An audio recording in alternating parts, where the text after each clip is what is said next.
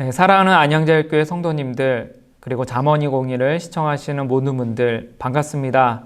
조용현 목사입니다. 지난 시간부터 저희는 아굴의 잠언에 대해서 살펴보고 있습니다. 잠언의 6번째 단락인데요.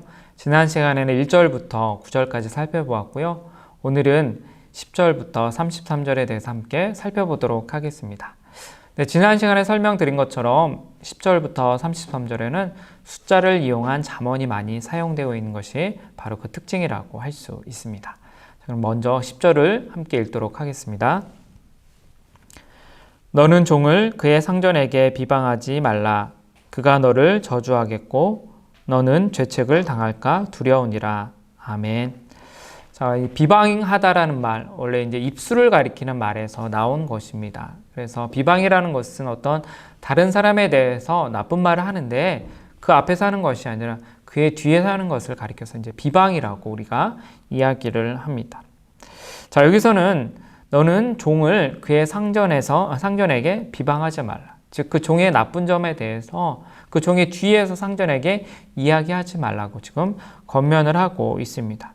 그 이유는 후반절에 나와 있는 것처럼 그가, 즉 종이 너를 저주하겠고 너는 죄책을 당할까 두려우니라 라고 되어 있습니다. 즉 죄를 그 사람에게 돌릴 수 있기 때문에 너는 종을 상전에게 비방하지 말라고 이야기를 하고 있는 것입니다.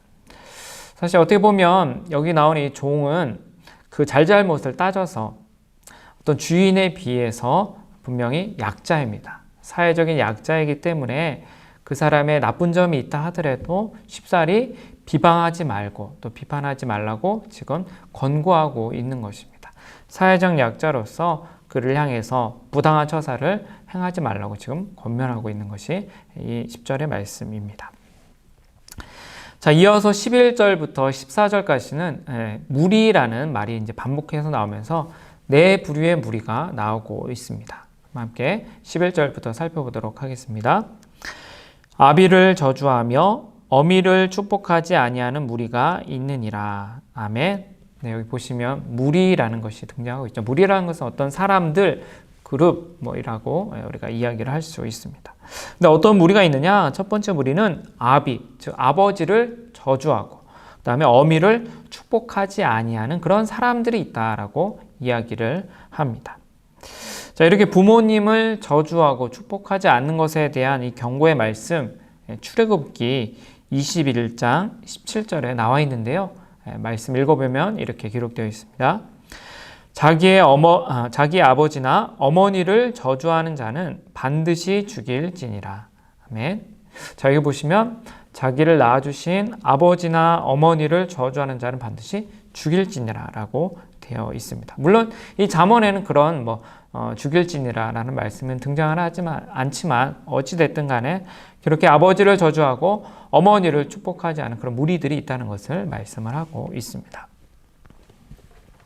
자, 두 번째 부류는 12절에 나와 있는데요. 12절 말씀 함께 또 읽어보도록 하겠습니다. 스스로 깨끗한 자로 여기면서도 자기의 더러운 것을 씻지 아니하는 무리가 있느니라. 아멘. 자, 여기서도 동일하게 이제 무리라는 말이 나오고 있지요. 두 번째 무리는 어떠한 사람들입니까? 스스로 깨끗한 자로 여기면서도 자기의 더러운 것을 씻지 않는 사람입니다. 여기서 깨끗하다는 것은 단순히 몸이 깨끗하다는 것이 아니라 제의적으로 혹은 도덕적으로 자신은 정결하고 깨끗하고 순수하다고 여기지만 실상은 봤을 때 자기의 더러운 것. 그래서 이제 더러운 것을 원문으로 보자면 이제 배설물입니다. 그 배설물을 씻지 않을 정도로 굉장히 더러운 사람들이 있다는 것입니다. 겉으로는 착해 보이고 겉으로는 어떻게 보면 다른 사람들에게 깨끗하게 보여도 실상 그 안에 탐욕과 더러운 것이 가득한 사람이 있다는 것입니다. 이것이 바로 두 번째 부류고요. 세 번째 부류가 13절에 나와 있습니다.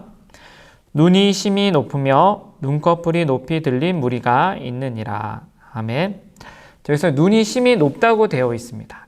눈이 높으면 이제 높은 데를 쳐다보게 되어 있죠. 눈꺼풀이 높이 들려 있다는 것도 마찬가지로 눈이 이제 높다는 표현인데요. 잠언에서 눈이 높다는 것은 교만을 가리키는 표현입니다. 즉 여기 나온 눈이 심히 높고 눈꺼풀이 높이 들린 사람들은 자신이 잘난 줄 알고 교만하고 다른 사람들은 무시하는 그런 사람들이라는 것입니다. 자, 네 번째 무리는 14절에 나와 있는데요. 14절도 함께 읽겠습니다. 암리는 장검 같고 어금니는 군도 같아서 가난한 자를 땅에서 삼키며 궁핍한 자를 사람 중에서 삼키는 무리가 있느니라. 아멘. 그래서 이제 무리가 있느니라 라는 표현이 등장을 하고 있지요. 자, 이 네 번째 무리는 암리는 장검 같고 긴 칼과 같고 그 다음에 어금니는 군도 같다고 되어 있습니다. 그래서 원래 이제 어금니라는 것은 원래 이제 턱뼈를 가리키는 말입니다. 그래서 이 네 번째 무리가 갖고 있는 어떤 치아는 칼과 같고 턱은 또 군도 같다고 되어 있습니다. 이 장검과 군도 다 어떤 용도에 쓰입니까? 전쟁에서 사람을 죽이고 또 사람들을 해치는 그런 무기로 사용되는 것입니다. 그렇게 가난한 자를 땅에서 삼키며 궁핍한 자를 사람 중에 삼키는 무리가 있다는 것입니다. 마치 앞니와 어금니로 무자비하게 음식을 먹어대듯이 가난한 사람과 궁핍한 자를 그렇게 학대하고 삼키는 무리가 있다는 것입니다. 자, 이렇게 11절부터 14절까지 이제 무리가 나오고 있죠. 네 가지 무리가 이제 등장을 하고 있는데 네 무리 다 좋지 않은 그런 사람들이라고 할 수가 있습니다. 자, 이어서 15절부터는 숫자를 이용한 잠언이 나오고 있는데요. 우리 15절 말씀 함께 읽어보도록 하겠습니다. 거머리에게는 두 딸이 있어 다오다오 하느니라. 족한 줄을 알지 못하여 족하다 하지 아니하는 것 서너시 있나니. 아멘. 자, 이제 전반절 보시면 이제 거머리가 등장을 하고 있습니다. 자, 거머리라는 동물 아마 여러분들 뭐 직접 보신 분들도 있을 거고 또 직접 거머리에게 물려보신 분들도 있을 텐데요. 이 거머리의 특징이 무엇입니까? 사람의 피를 빨아먹는 것이죠. 그래서 사람의 피를 빨아먹다 보면 5배까지 자신의 몸집보다 커진다고 이야기를 하고 있습니다. 그런데 이제 거머리를 가리켜서 거머리에게 두 딸이 있다고 이야기를 합니다. 거머리에게 왜 두 딸이 있다고 표현을 했느냐? 이 거머리를 보면 이 빨판이 2개가 있다고 합니다. 즉 사람의 피를 빨아먹는 빨판이 2개 있는데 이 두 빨판이 이 양쪽 끝에 있습니다. 몸 양쪽 끝에 있는데 이 두 빨판을 가리켜서 지금 두 딸로 비유해서 의인화해서 설명하는 것입니다. 그래서 그 빨판이 이야기하기를 다오다오, 즉 달라고 지금 이야기를 하는 것입니다. 무엇을 달라고 이야기를 하는 것입니까? 피를 달라는 것이죠.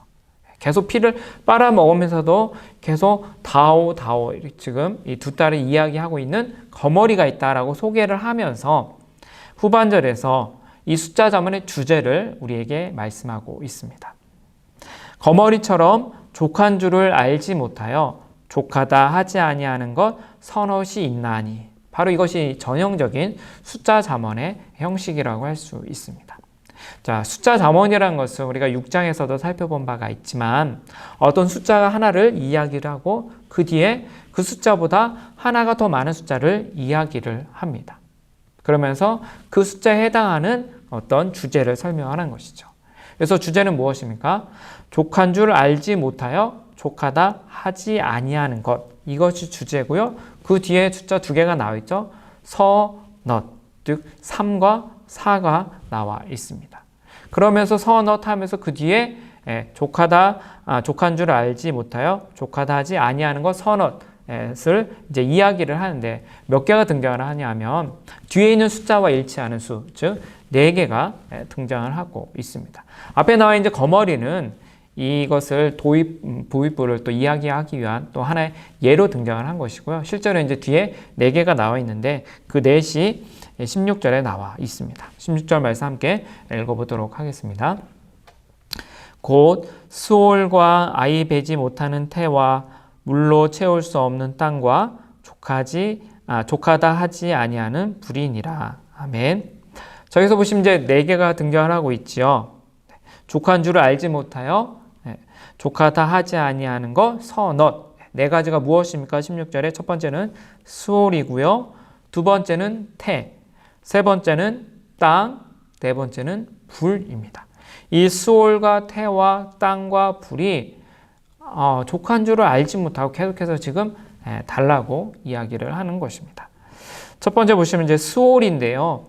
수월이라는 것은 여러 번 잠언에 등장을 했지만 구약 성경에서 수월은 죽은 사람들이 거하는 곳, 죽은 사람들이 있는 곳을 장소를 가리키는 말입니다. 따라서 이 수월은 어떤 사람의 생명을 삼키는 곳이라고 할 수가 있죠. 그렇게 사람의 생명을 계속 삼키는데 만족할 줄을 모르는 곳이 바로 수월이라는 것입니다. 자, 두 번째는 태인데요. 아이 베지 못하는 태라고 되어 있습니다. 아이를 베지 못했기 때문에 계속해서 그 태 속에 아이 베기를 열망하는 것이죠. 그렇게 족한 줄을 알지 못하는 태가 바로 두 번째 예고요. 세 번째는 물로 채울 수 없는 땅입니다. 여러분, 왜 땅에 이제 물을 줍니까? 특별히 이제 어떤 농작물을 우리가 기를 때 거기에 나오는 열매를 얻기 위해서 물을 주게 되는데, 그런 물을 주게 되면 이 땅은 만족하지 않고 계속해서 나에게 물을 달라고 지금 이야기를 한다는 것입니다. 다 어떻게 보면 비유적인 표현이라고 할 수가 있겠지요. 다음에 네 번째는요, 족하다 하지 아니하는 불이니라 라고 되어 있습니다. 이 불이라는 것은 모든 것을 다 태워버리기를 원한다는 것입니다. 그래서 족함이 만족함이 없다는 것입니다. 이렇게 수월과 또 태와 또 땅과 불 모두 어떤 것을 가리킵니까? 앞에 나와 있는 것. 족한 줄을 알지 못하여 족하다 하지 아니하는 것. 이것이 바로 네 가지가 이 뒤에 있는 그 수월과 태, 땅, 불이라는 것입니다. 모두 다 어떻게 보면 적당히 지금 가지고 있지만 거기에 만족하지 못하고 끊임없이 더 가지려고 노력하는, 어떻게 보면 탐욕하는 그런 모습을 가리킨다고 할 수가 있습니다. 네, 오늘의 암송구절을 함께 암송해 보도록 하겠습니다. 오늘의 암송구절은 우리가 잠시 후에 함께 살펴보게 될 잠언 30장 32절의 말씀입니다. 먼저 함께 읽어보도록 하겠습니다. 만일 내가 미련하여 스스로 높은 채 하였거나 혹 악한 일을 도모하였거든 내 손으로 입을 막으라. 아멘. 네, 여기서 이제 말씀에 나와 있는 것처럼 미련하여서 스스로 높은 채 교만해졌거나 혹은 악한 일을 도모했거든 입을 막으라 라고 말씀을 하고 있습니다. 자세한 설명은 잠시 후에 드리도록 하겠고요. 다시 한번 말씀을 읽도록 하겠습니다. 만일 내가 미련하여 스스로 높은 채 하였거나 혹 악한 일을 도모하였거든 내 손으로 입을 막으라. 잠언 30장 32절 말씀. 아멘. 네, 그러면 저를 보면서 함께 암송해 보도록 하겠습니다. 만일 내가 미련하여 스스로 높은 채 하였거나 혹 악한 일을 도모하였거든 내 손으로 입을 막으라. 잠언 30장 32절 말씀. 아멘. 네, 이어서 18절부터 20절을 함께 살펴보도록 할 텐데요. 마찬가지로 숫자 잠언으로 구성되어 있습니다. 주제는 심히 기이 여기고도 깨닫지 못하는 것입니다. 그러면 18절 말씀 함께 읽도록 하겠습니다. 내가 심히 기이 여기고도 깨닫지 못하는 것 서너시 있나니. 아멘. 자, 그래서 이제 잠언, 숫자 잠언의 이제 형식이 나오고 있죠. 먼저 주제가 무엇입니까? 아까 말씀드렸던 것처럼 심히 기이 여기고도, 정말로 기이하게 신비하게 여기면서도 깨닫지 못하는 것, 이것이 주제고요. 뒤에 나와 있는 숫자 서넛입니다. 셋, 넷. 자, 그러면 뒤에 몇 개가 나와야 됩니까? 뒤에 있는 숫자가 넷이니까 네 가지가 나와야 됩니다. 즉 기이 여기고도 깨닫지 못하는 것이 뒤에 네 가지가 나와 있습니다. 특별히 여기에서는 자취, 어떤 그들이 다녀간 자취, 흔적을 이야기를 하고 있습니다. 19절과 20절 말씀 그러면 함께 읽어보도록 하겠습니다.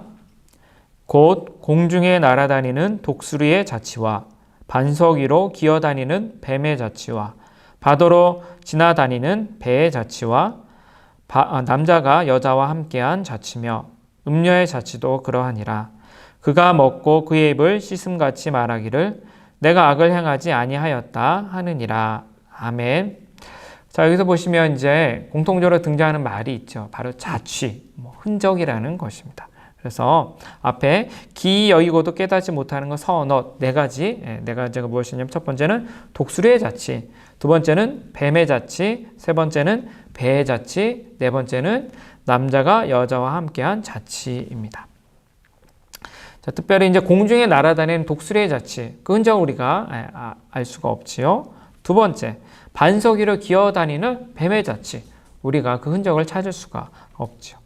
또 바다로 지나다니는 배의 자취 역시 우리가 지나고 나면 그 배가 어디로 갔는지 그 자취를 바다에서 찾을 수가 없습니다.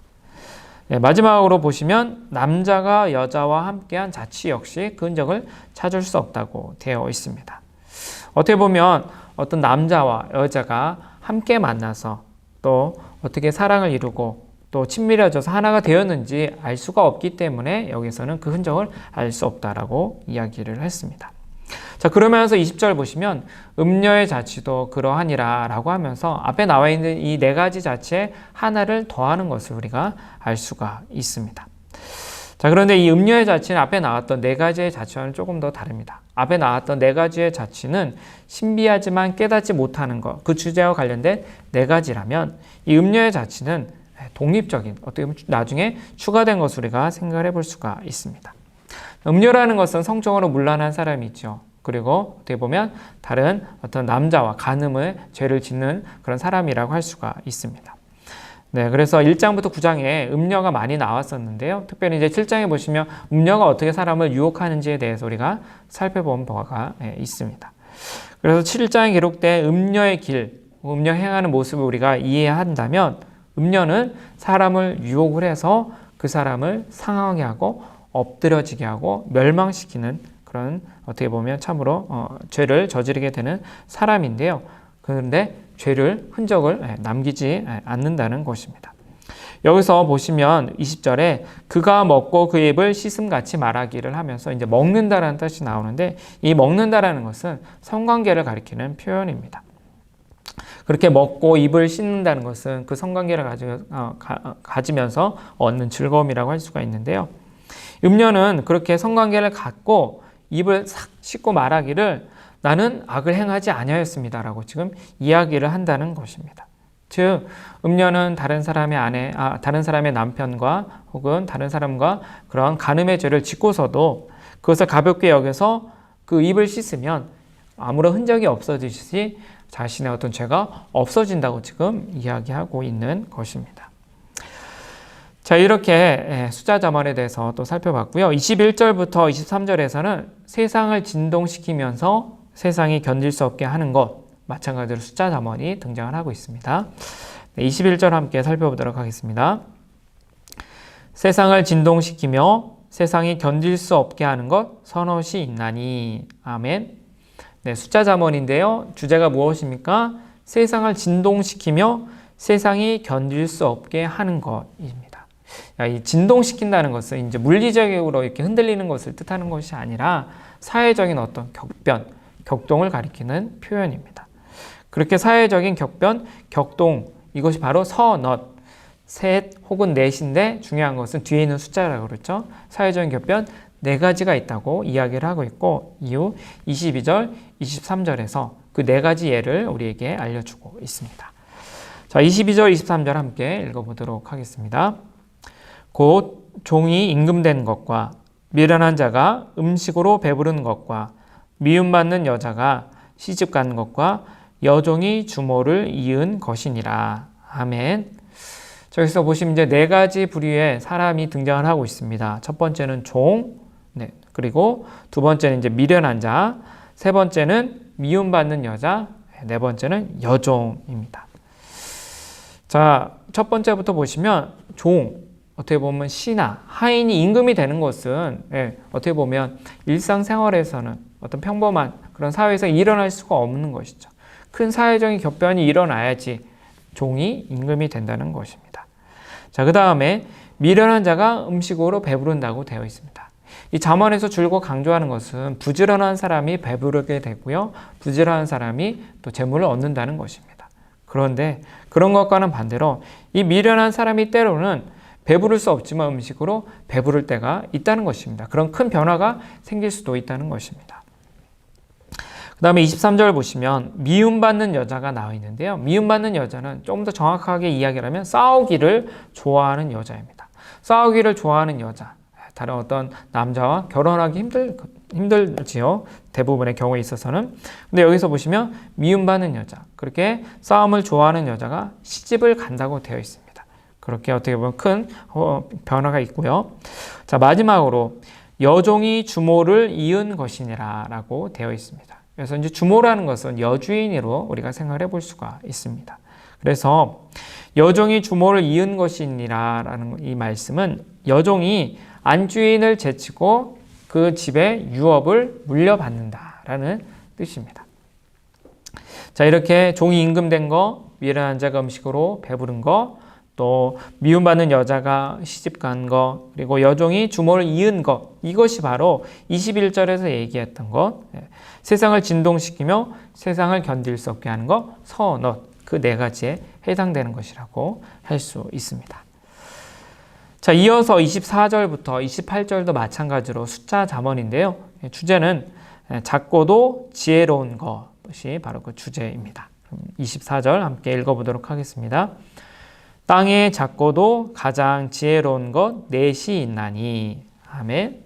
자, 주제는 무엇입니까? 땅에 작지만 가장 지혜로운 것. 뒤에 보시면 이제 그것은 이제 동물이라는 것을 우리가 알 수가 있습니다. 그래서 땅에 작고도 가장 지혜로운 동물, 그것이 주제고요. 여기서는 서넛이라고 하지 않았고요. 그냥 네 가지라고 이야기를 하고 있습니다. 앞서서는 어떻게 보면 숫자 자원에서는 어떤 현상이라든지 사물을 혹은 사람을 가리키는 그런 숫자 자원이었다면 여기에서는 동물을 가리키는 그런 숫자 자원이 사용되었습니다. 중요한 것은 작지만 그들에게 지혜가 있기 때문에 이 땅에서 살아가는 그런 동물들이 있다고 지금 소개하고 있습니다.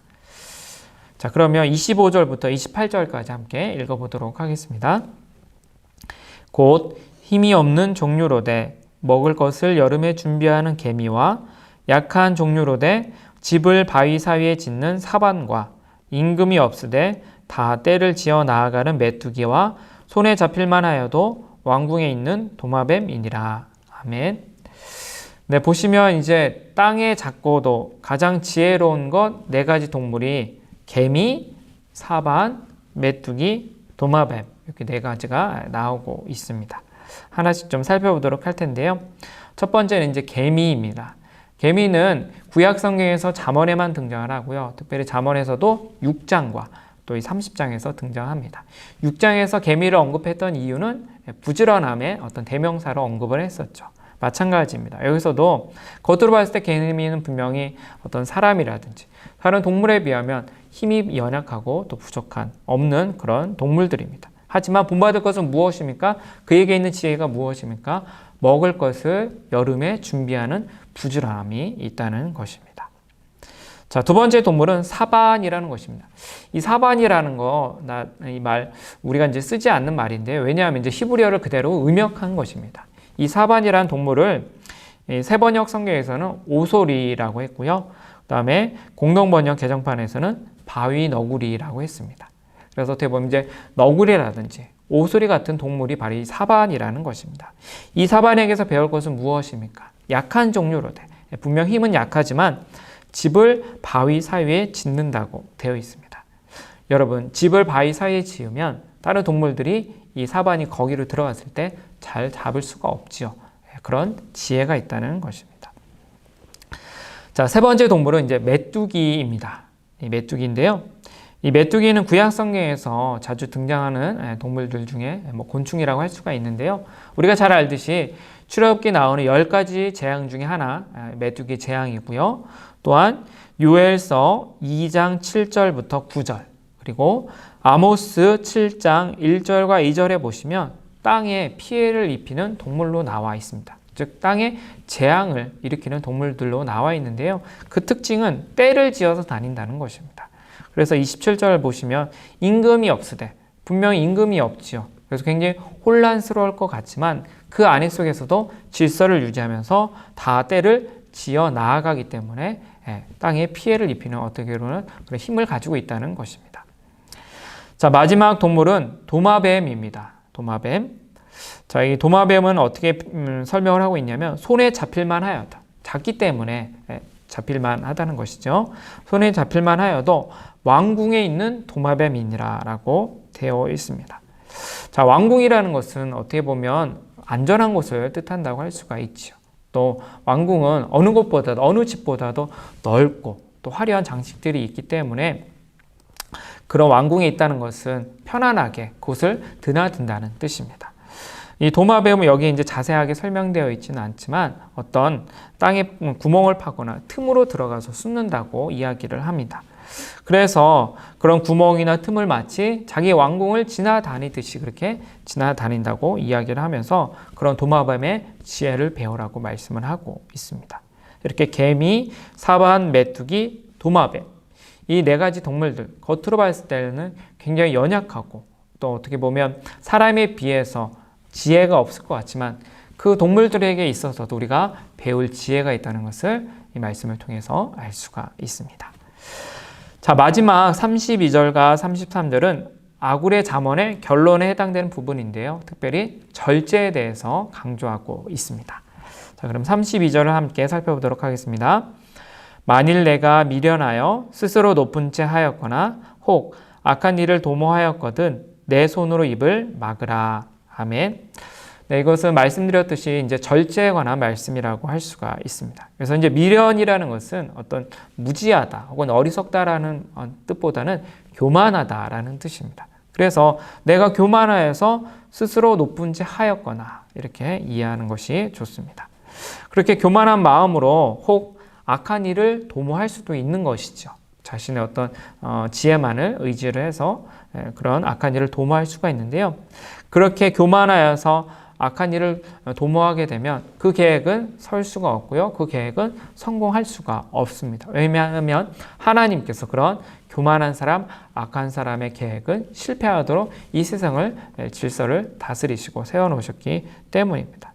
따라서 혹시라도 내가 미련하여서 교만하여서 스스로 높은 채 하였거나 혹은 악한 일을 도모했다면 회개하고 그 다음에 해야 될 일은 무엇입니까? 자기의 손으로 입을 막으라고 되어 있습니다.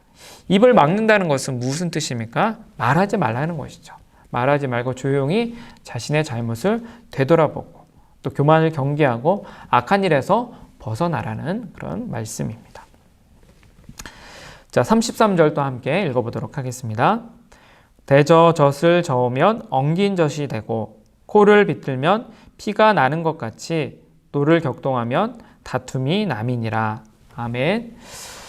자, 이 33절에서는 하면 할수록 지나치면 지나칠수록 휘말려드는 세 가지를 말씀을 하고 있습니다. 그래서 첫 번째는 엉긴 젖입니다. 자, 젖. 어떻게 보면 아무리 좋은 우유라 하더라도 그것을 계속 적게 되면 굳게 되어서 마실 수가 없는 것이죠. 자, 두 번째에는 비틀면 코를 비틀면 피가 나는 것이라고 되어 있습니다. 네, 코에 어떤 비틀고 혹은 코를 때리게 되면 피가 나서 이제 상처가 나게 되는 것이죠. 자, 세 번째, 노를 격동하면 다툼이 남이니라. 작게 어떻게 보면 사람을 분노하게 되면 참는데도 한계가 있기 때문에 결국 지나치게 사람을 노하게 하고 분노하게 하면 다툼이 난다고 이야기를 하고 있습니다. 그러면서 지나친 어떻게 보면 그런 부분에 대해서 지금 경계를 하고 있고요. 절제에 대한 그런 말씀을 강조하고 있는 것이 이 33절이고 그 세 가지 예로 엉긴 젖, 피, 다툼에 대해서 말씀을 하고 있습니다.